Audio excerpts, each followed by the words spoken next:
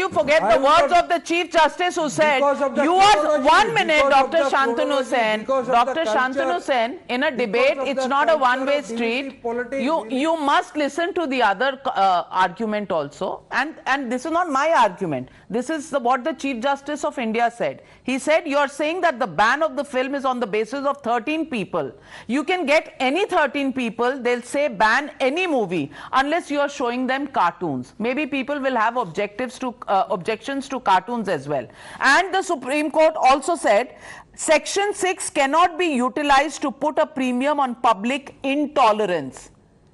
Now, Dr. Anand Ranganathan, I want to ask you, when Dr. Shantanu Sen says that the ban is been removed, now the Supreme Court is responsible for law and order, is that a statement you expect from a lawfully elected government that has been appointed in Bengal by the will of the people by abdicating their duties and responsibilities?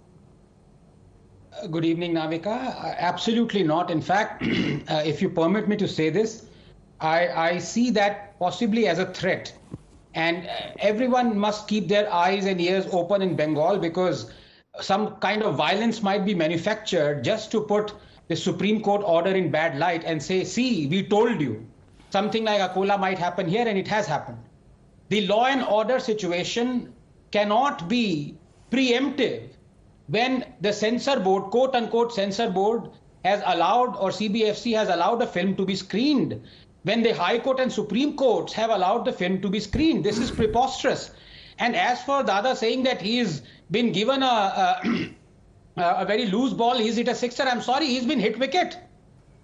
It's ridiculous, and he's factually wrong on so many counts, including the fact that he says BJP banned Pathan. No, it didn't ban Pathan. But now let me come to the thrust of my thesis. Navika, permit me to say this, and I say this with full responsibility. There already is a contempt case against me, that we unfortunately are a banana republic from the moment we became a republic.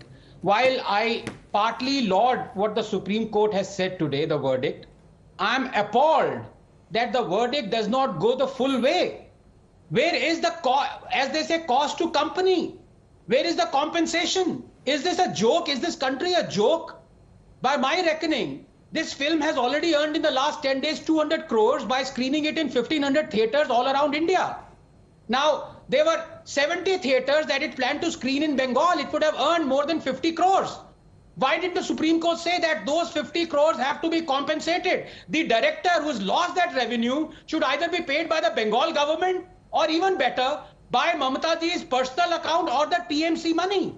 How dare they stop a legal pursuance of earning money through something that is legally allowed by not only our courts, but also by the legal processes of this country. And I want to say this, it's not just the TMC, in case people might wonder. It is the BJP in the last 9 years has banned 12 films, including Jodha Akbar, including Padmavati, including MSG2, and it is the Congress in the last 15 years have banned 27 films, including 4 films on the 1984 genocide. The Supreme Court should come down heavily and say all those directors and producers of all those films have to be retrospectively compensated by every government that banned it. Otherwise, I'm sorry, we are a banana republic. Fair point.